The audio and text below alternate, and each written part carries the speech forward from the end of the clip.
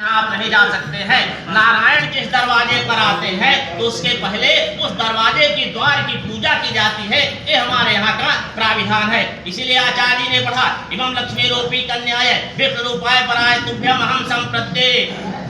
जीव रूपी पिता जो लक्ष्मी रूपी कन्या रूपी लक्ष्मी का ये जीव रूपी पिता जब नारायण सरोवर के चरण को धोता है तो उस समय जीव के जीवन से अहंकार समाप्त होता है। ममता रूपी बेटी का हाथ जब नारायण सरोवर के हाथ में समर्पित करता है, इसी कन्यादान के माध्यम से जब अहंकार और ममता दोनों निकल करके नारायण सरोवर के चरणों में समर्पित होती है, इसी कन्यादान के माध्यम से जीव को ब्रह्म का साक्षात्कार हो जाया करता है, ब्रह्म का दर्शन होता है। निवेदन करता हूँ आपसे, जितनी भी व्यवस्थाएं हमारे यहाँ मंडप में लगाई जाती हैं, बांस का मंडप बनाया जाता है, सुग्गा डाला गया है, धान का लावा पछा गया है, 4 फेरे लगाए गए हैं, सबका हमारे यहाँ मनोवैज्ञानिक अर्थ है।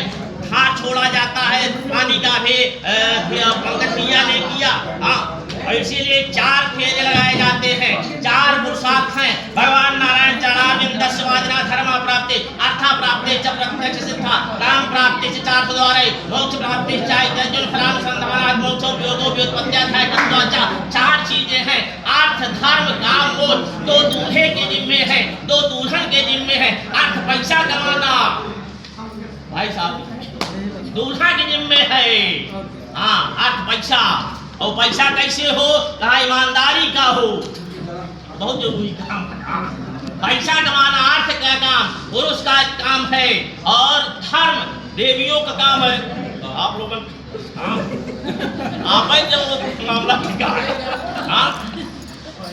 धर्म अर्थ कमाना पुरुष का काम है, धर्म का काम देवियां करती हैं, काम का की पूर्ति देवी करती है, मोक्ष स्वरूप परमात्मा को प्राप्त करने का काम भर का होता है। धान का लावा परछा जाता है, खाने वाला महंगा है लेकिन ना परछा जाएगा, धान का लावा ही क्यों? धान बोया कहीं जाता है, उखाड़ के रोपा कहीं जाता है।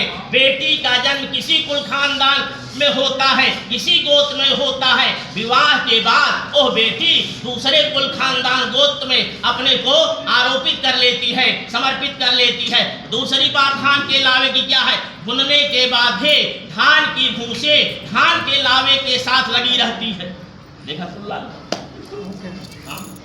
एक दिन पति ने कहा मैं चावल तुम भूसी, पत्नी ने कहा बात ठीक है, लेकिन जब तक मैं आपके साथ लगी हूं धान के रूप में वो करके आप चाहे जितना पैदा कर ले, जिस दिन आप मुझसे अलग हो जाएंगे मैं अलग हो जाऊंगी, चावल अलग हो जाएगा, लोग प्रेशर कुकर में डालेंगे, सिलेंडर पे चढ़ाएंगे, 2 सीटी लगेगी, भूसी निकल जाएगी, सब लोग खा खत्म कर लेंगे महाराज, पता नहीं लगेगा।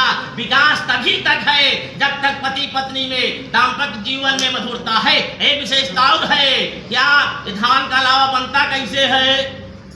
भुजवा कराहे भूजेगा और उसके बाद लावा फूटेगा। मानो पत्नी को इसी धान के लावे की तरह मुस्कुरा करके हमेशा साथ देना चाहिए, कभी अलग होने के बारे में। बड़ी बढ़िया बात है, पानी दिया डाला जाता है। आचार्य जी ने बताया भैया पंकज कहा है पानी की धार का दिक्कत जहाँ पानी की धार फूटनी नहीं चाहिए, धार बीच में गैप ना हो, उसके पीछे क्या है? मानो भाई बहन को संकेत करके कहता है ए बहन अभी तक तुम्हारे हाथ में केवल एक कुल खानदान का पानी इज्जत प्रतिष्ठा थे, आज के बाद से आपके हाथ में 2-2 कुलों की इज्जत पाने खानदान है, प्रतिष्ठा है, इसको बना करके रखना, इसमें कभी तोड़ना मत, ये धार हमेशा बनी रहनी चाहिए, टूटनी नहीं चाहिए। आचार्य और आगे काम कराएंगे क्या? जो भी आचार्य ने बताया मांग में सिंदूर भरा जाएगा, बड़ा इंपॉर्टेंट मैटर है। सिंदूर बनता कैसे है? लाल रंग का पदार्थ होता है, उसमें पारा मिला दिया जाता है, तब वो सिंदूर बन जाता है। ये लाल रंग का पदार्थ क्या है? कहा पत्नी के अनुराग की लालिमा ही वो लाल रंग का पदार्थ है। उसमें पुरुष का जो चंचल मन है वो जाता है, तब सिमट जाता है। जो 7वां भी वहां क्या आचार्य जी ने बताया है क्या कि पुरुष का चंचल मन विवाह हो जाने के बाद पत्नी के अनुराग की लालिमा में सिमट जाना चाहिए, फिर अन्यत्र चंचलता जीवन में नहीं रहनी चाहिए। छोटी है बेटी कह करके छू लो, बराबर की है बहन कह करके स्पर्श कर लो, बड़ी है माँ कह करके चरणों में नमन कर लो।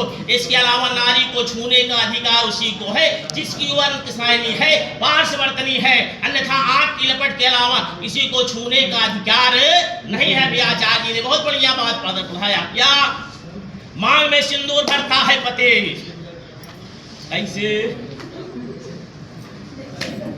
मांग भरता है? मांग माने ये वाले भाई, मांग माने डिमांड, मांग डिमांड। मानो जिस समय मांग भरता है पुरुष पति, कहता है देवी कन्या मैं आपके जीवन की जितनी भी मांग होगे मैं अपनी सामर्थ्य के अनुसार पूरा करने का पूरा प्रयास करूंगा। और उसमें समस्या आप लोग मांग हो सीधी तब तो भरा हो ये तिरछी कहाँ भराए? तिरछी मांग माने पति की आय है 50,000, मांग 40,000 हो तब तो ठिका, और 1.5 लाख हो जाए तो हाँ रोटी बना बन। हाँ इसलिए पति की अच्छा एक जगह गौ भाई, एक देवी जी दिल्ली में हरियर मांग एक सिंदूर लगाए रहे, उसी पूजा की हरियरता से दूर तक से चला नहीं पाए भैया। हम आगे भी जानना हमें आप हमें दे दीजिए। मांग पति की आर्थिक सीमाओं को ध्यान में रखते हुए डिमांड किया जाए, मांग की जाए, तब उसकी पूर्ति होती है। बड़ा बढ़िया बांस का बनता है मंडप। बांस कैसा होगा? कहा हरा हरा बांस काटा जाएगा और उसमें बांस जब लगाया जाएगा पंडित जी बताएंगे कि उसकी पुरुई ऊपर वाला अंश पूरब की तरफ झुका होना चाहिए। पूरब में सूर्य देवता का प्रकट होता है, बांस लंबा होता है लेकिन ऊपर जाने के बाद झुक जाता है। मानो बांस ये बताता है हमारे जीवन में भौतिकता की चाहे जितनी पराकाष्ठा बन जाए, जीवन में विनम्रता, शालीनता, सज्जनता बनी रहनी चाहिए। बड़ी बढ़िया बात हुई कैसे? हाँ अब उसको सुन लीजिए क्या? जिस समय गाजीपुर गांव में नंद किशोर बाबूजी उपस्थित है, राम किशोर के जीवन में जब राम प्यारी आएंगे, तब श्याम शंकर का आगमन होगा। जब श्याम शंकर जी आएंगे, भाभी विमला देवी आएंगी, पवित्र करेंगे। और जब विमला देवी आएंगी पूजन होगा, भगवान का पूजा आएगी। तो पूजन किससे होगा? कहा कमल के फूल से। पंकज जी आ जाएंगे, कहा फिर क्या करेंगी? कहा फिर विकास की किरण आएगी, किरण देवी जाएंगी। कहा जाएंगी कहाँ तक? कहा सूरत में जाएंगे, सब लोग वहीं सूरत ठीक ठाक बनेंगे। कहा तब क्या होगा? कहा पूजा करने के लिए क्या चाहिए? कहा सुंदर मन चाहिए सुमन के रूप में। जब सुमन के रूप में आ जाएंगी तब पंकज के जीवन में नीति पर चलने वाली सुनीति का आगमन होगा। जब सुनीति का आगमन होगा तब होगा परिवार में और कैसे काम चले। तब उनके जीवन में आनंद को वर्षा करने वाले जो नंद नंदन है यानी कृष्णानंद के जीवन में उर से उर को मिलाने वाले उर्मिला का आगमन होता है। जब उर्मिला जी आएंगे तब धैर्य धारण करने वाले धीरज आएंगे और सबको प्रिय लगने वाली उनका जीवन प्रियांशी जी बनाएंगे। जब प्रियांशी बनाएंगे लड्डू को खाएंगे, व्यवस्था बन जाएगी। ये कब होगा? कहा जब जीवन में खुशबू आएगी, जीवन शालीनता आएगी। और इसके लिए क्या किया गया? हम लोग बड़ा परेशान। तब आदरणीय मिश्राने गए महाराज जी के पास। हम महाराज जब मिले धीरज धैर्य धारण करते हुए कहे चलिए कोई बात नहीं है, सुंदर लताओं से युक्त जो सुल्तानपुर है वहां चला जाए। कहा वहां कहाँ करेंगे? कहा जहां नारायण रहते हैं नारायणपुर में चला जाए। जब नारायणपुर में गए, नारायणपुर में गए तो वहां एक राम सूरत महाराज स्वर्गीय और उनके वंशज, उनके पुत्र आए रामचंद्र जी। रामचंद्र चंद्र जी के जीवन में आ गई, कौन आए? अनारकली जी। जब अनारकली आए तब ये आ गए जनार्दन भगवान। जनार्दन भगवान आए, मैं प्रणाम करता हूँ उस माता जी को, मीरा देवी को, जिनमें भक्ति भावना है, बड़ा बढ़िया वात्सल्य भाव है। हम लोग कई बार मिले हैं और निवेदन करें आपसे, अच्छे लोग बैठे हैं, दोनों परिवार संभ्रांत है, लेकिन एक निवेदन करेंगे, हम लोग शुरू से जुड़े हैं, आपके पक्ष से कोई डिमांड नहीं की गई है और आप उसके बाद सरकारी नौकरी पाए। माता जी ने यही कहा है कि खुशबू का छत इतना बढ़िया था कि आते हैं हमारे बेटे को नौकरी लग गई है, इससे बढ़ करके हमारे जीवन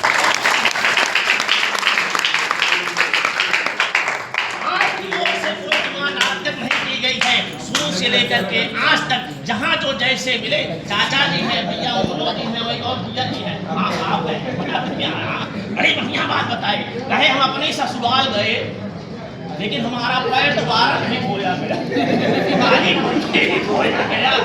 बढ़िया संस्कार है। हाँ, हम अपने बच्चों को कार दे या ना दे, संस्कार जरूर दे, क्योंकि कार से व्यक्ति बड़ा आदमी बनता है तो संस्कार से वो भला आदमी बनता है, बढ़िया आदमी बनता है, अच्छा आदमी बनता है, जो परिवार के लिए, समाज के लिए, राष्ट्र के लिए उपयोगी सिद्ध होता है। बड़ी बढ़िया बात है। उसके बाद नारायणपुर में जनार्दन के जीवन में जब मीरा देवी आती है, उनके जीवन में जनेश्वर जी आए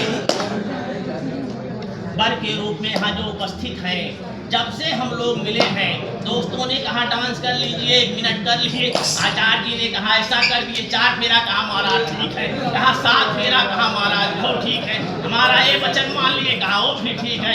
बड़ा बढ़िया आपका क्रम है और आपके जीवन की विद्वता तब प्रशंसनीय होगे जब विद्या ददाच विनयम, विद्या में विनय का प्रवेश होगा। विनय माने शालीनता आएगी, शालिनी आएंगे तब आपकी विद्वता प्रतिष्ठापित होगी और विद्वता तब चमकेंगे जब जीवन में रोशनी होगी। जीवन की बिजली विभाग से, जब बिजली विभाग से रोशनी होगी तब आनंद आएगा। तब क्या होगा?